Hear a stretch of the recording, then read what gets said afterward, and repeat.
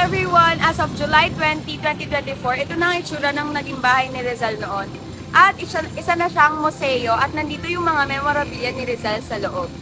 Yung nakikita nyo ngayon na bahay ay isang replica na lamang na naging bahay ni Rizal because yung actual house ay na-destroy noong World War II, kaya noong around 1950 itinayo ang museo kung saan dito na nakalagay ang mga naiwang gamit ng ating bayaning luma.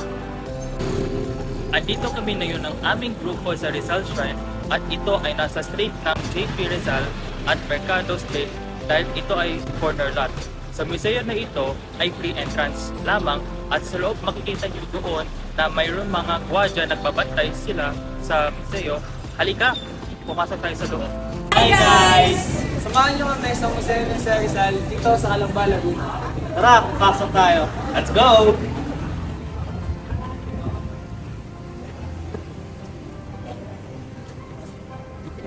Wow!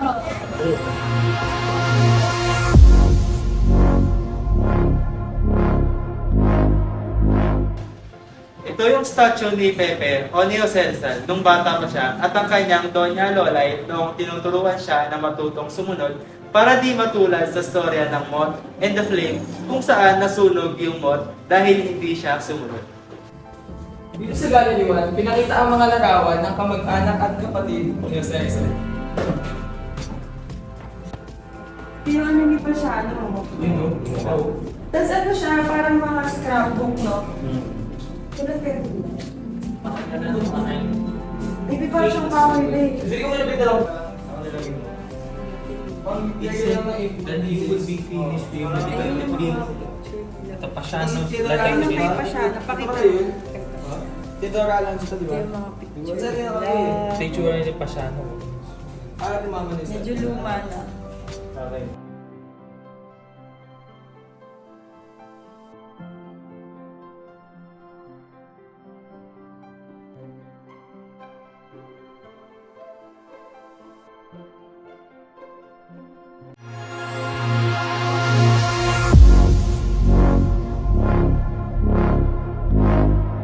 So guys, as you can see in this picture, these are the parents of Dr. Rizal. This is Francisco Mercado, the father of Dr. Rizal, and his mother, Teodora Alonso. Gallery 3, makikita natin yung mga original documents na natitira na meron sa mga Rizals. So ito, meron dito yung talaan ni Doña Trini or yung record book niya noon. And dito naman, meron mga cedula, mga resibo, mga libreta. And doon naman sa kabilang side, makikita nyo yung kwaderno. Ito. Cuaderno de varias preguntas escritas. Mga larawan ni Jose Rizal noong siya ay mag-aaral.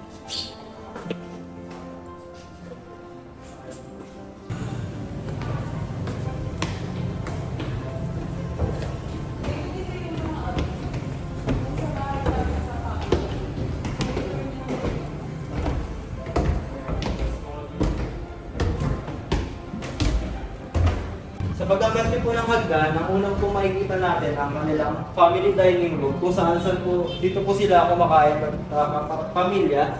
Then dito naman po sa bandang bahagi dito ay dito po ang kanilang lutuan. Ito po yung way ng pagluto nila is palayok pa. And then yung kanilang sinaunang plancha kung saan ginagamitan ng uling po ata yan ako po. Pero ito po yung way nila dati. So dito naman sa area na to, ito yung pinaka-comfort room nila sa Rizal dati. Medyo luma pa yung design nila. I think ito naman yung lagyan ng tubig para makaligo sila. So ito yung pinaka-well. Wala na nakasarado na yung well eh. Wait,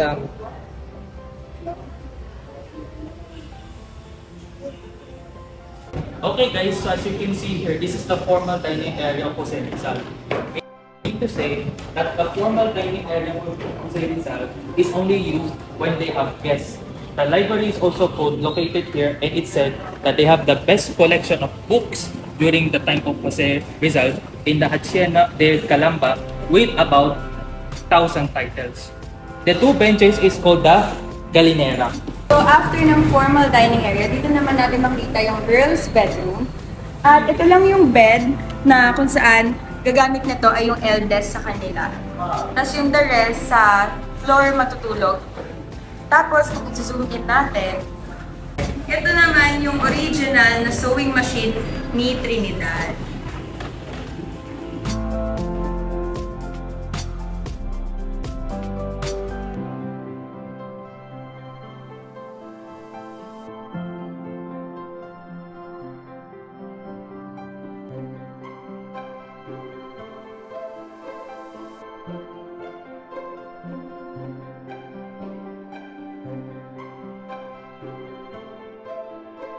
So, dito sa kwarto nila Rizal, makikita niyo yung kama, iba yung uri o yung itsura ng kama nila. At ito ay sumisimbolo sa mga taong mayayaman noon. Kaya ito ay nagpapakita na sila Rizal ay talagang mayaman ang kanilang pamilya.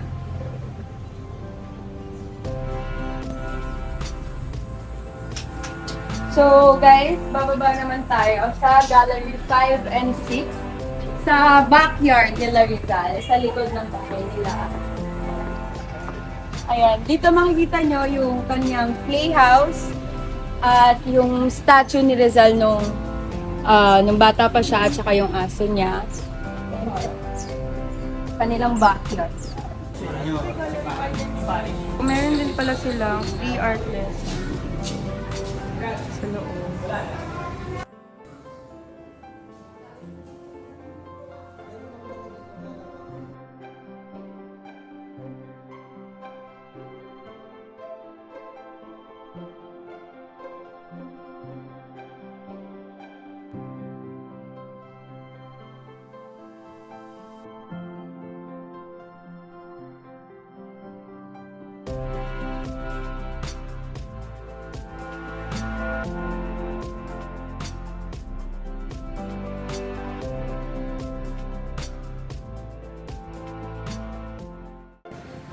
Two-story ito na bahay at kung tawagin ito noon ay mga bahay na bato. Kung makikita nyo, ang mga bintana noon ay tinatawag itong capis. Ito yung gawa sa oyster shell at ito yung mga brown na sliding window na makikita nyo sa mga bahay pa noon. Nakakalungkot na sa panahon ngayon, wala na masyadong gumagamit ng ganitong klase ng architecture since puro modern na nga ang meron sa atin ngayon. So, noong Spanish colonial period, nung sinasakot pa nila tayo, karamihan ng mga bahay ay ganito ang pagkakagawa. Elevated yung wooden part ng bahay dahil sikat tayo sa bahay kubo. Siyempre, merong rason kung bakit nga ba tayo nakilala doon. Noon, ang mga bahay sa Pilipinas, dahil nga laging maulan, laging bumabaha sa atin, ang mga bahay noon ay naka-elevate para hindi tayo aabutin ng tubig. At ito pala guys, kung nakikita nyo sa harap ko, ito po yung tinatawag natin na statue po nung bata pa nun si Jose Rizal. At yung kanyang halagang hayop, yung kanyang pet aso niya ay si Berganza. Siya po yung nilarong halagang aso ni Dr. Jose Rizal nung siya po ay bata pa.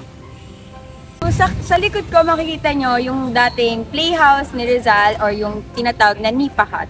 So dati nung bata siya, dyan siya naglalaro kasama yung mga kapatid niya. At ito ay isang replica na din lamang.